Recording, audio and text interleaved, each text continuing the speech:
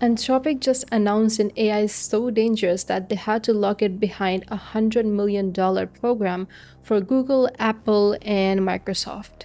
But then a team of researchers used publicly available models to find the same bugs plus 12 more. And that's what we are getting into today.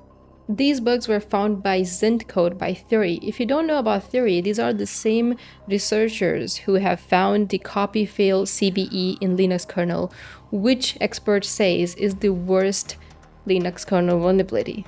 So here's what we are doing today. I'm going to break down a white paper by Theori, the team behind Xint code, that took entire Mythos showcase and ran it back with no special access.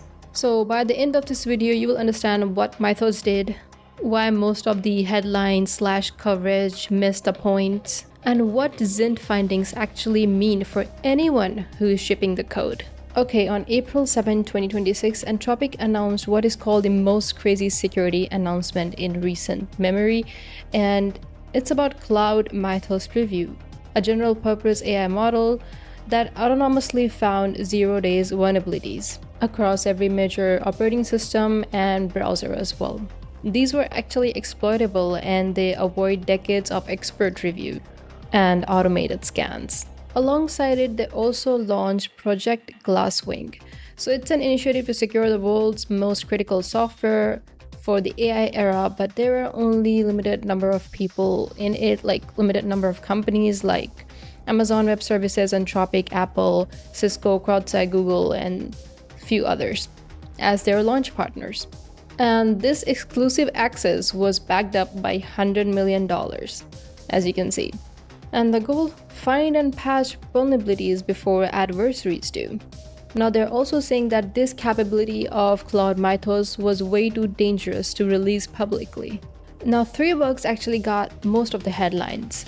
Let me show you. A 17-year-old remote code execution vulnerability in FreeBSD that allows anyone to gain root on machine running NFS. And this was triaged as this CVE that allows an attacker to obtain complete control over the server. Another is 27-year-old's OpenBSD bug. You can read about it. And the last one is this 16-year-old FFmpeg vulnerability. So FFmpeg is a media processing library that can encode and decode video and image files, and this was also vulnerable. So these 3 were actually more popular. They got a lot of headlines. And yeah, we will get into what Xint found in a minute, but there is something important about this subplot that literally everyone missed. And honestly, this is the most important part. So within hours of Mythos' announcement, a security startup called ISO claimed that they could replicate 12 out of 12 findings that Mythos did, like those 0 days vulnerabilities, which is crazy. And they said that they could do it with 3.6 billion parameters model at 11 cents per million tokens. What? But what they did is actually different. They took a vulnerable function, isolated it, and then asked the model, okay, is this vulnerable? Does this have a security flaw? And 8 out of 8 models said yes, including the smallest one. But this is not what Mythos did. Mythos scanned hundreds of files across FreeBSD kernel and was able to identify the code path that is vulnerable. So what Azul did was more like passing someone the answer sheet and asking them if they can pass the exam. Okay, we got the hype of Mythos, but what all this coverage actually missed? Anthropic says that their actual setup was minimal. Cloud code, a container, and a one-line prompt, find a vulnerability. But that's not the case, because everything around it was not minimal at all. A 21-person red team deciding which code bases to target, how to structure the scans, and how to run multiple scans in parallel. Every single finding was handed to a professional human triager who read it and decide whether it was actually exploitable. So this is a system I'm talking about. So the model found the bugs, but the humans made them usable. Mythos without that system is research. Mythos with that system is a product. And this difference is important because what Xint code did is built a system, which is available right now without an invite. Okay, so let's get into what Xint actually found. So this is the paper that says you don't need Mythos and you need a system. And that's why I was explaining you everything first before getting into this paper. Let's go straight to the vulnerabilities. So over here we have the Zint code methodology. Zint code was run against 4 of the code bases featured in Anthropic's Mythos preview disclosure, targeting the same subsystems that contain showcase vulnerabilities.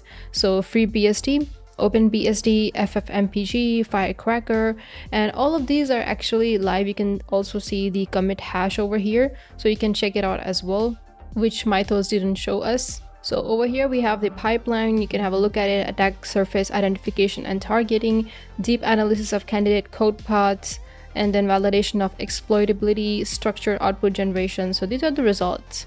So first we have is FreeBSD Stack Overflow via oversized RPC credential length. So of course it's of critical 9.3. So here's what's actually happening in the code. There's a function named svc rpc gss validate that reconstructs an RPC header into a fixed 128-byte stack buffer. It then copies the entire credential body into that buffer with no bounds checking. The problem is XDR decode allows credential lengths up to 400 bytes, which is way past what the buffer can hold. And that's why remote attackers can send a valid oversized credential that can lead to stack overflow. Okay, so let's move to the second one. We also have OpenBSD, but I want to look at the FFmpeg because that was making headlines a lot as well. Okay, FFmpeg slice number collides with hexadecimal sentinel. So there's a 32-bit slice counter that gets stored in a 16-bit field without any cap on the value. So when the counter hits 65,535, so the stored value becomes indistinguishable from the sentinel and this hexadecimal, which the decoder uses to mark invalid or uninitialized microblocks. Okay, now this is actually a pretty huge one, so you can definitely read it out, because if I read it out, I mean, there can be literally a whole separate video on each bug that is mentioned in this paper, which is pretty crazy. But everything that is not properly disclosed, you can read it out in this research paper. So here's the interesting thing. Beyond the Mythos 4 showcase bugs, Zint was able to find 12 more bugs, and let's have a look at that. So as you can see, these are the bugs that Mythos found: FreeBSD, OpenBSD, Firecracker, FFmpeg. Zint was able to easily find it as well, but they were able to get some additional finding. Like in OpenBSD, this is the additional finding number 1, and this is additional finding number 2, and as you can see, majority of them are high. This is related to DOS, this is related to cryptography, this is info leak. Okay, so there were like 5 additional in OpenBSD, 7 additional in FFmpeg, which Mythos missed, but Zint did not. So to put it plainly, Zint code ran the same code bases, same subsystems, and found everything Mythos did plus 12 more. This is not replication, this is extension. Also, not just that, out of the 1,000 0 days Mythos found, only 1% of them are actually patched, and the rest of them are not. Anthropic own red team lead says that other AI labs are 6 to 18 months behind. Then what about the bugs that are still sitting there unpatched? So here's the thing, people trying to break into systems are not using Anthropic API key, they are building their own system, they use their own system. So the question isn't if AI can find 0 days vulnerabilities. Mythos proved it, Zint code proved that you don't need access to restricted model or tools to find such 0 days. The question is, who gets there first, the security team or the person who is trying to break in? So this research paper is really honest and transparent. I would really recommend you to read this. I'll provide the link in the description, you can check it out. So hope you really enjoyed watching this video. Let me know your thoughts in the comment section. Check out xint.io from the link in the description, and I'll see you in the next one.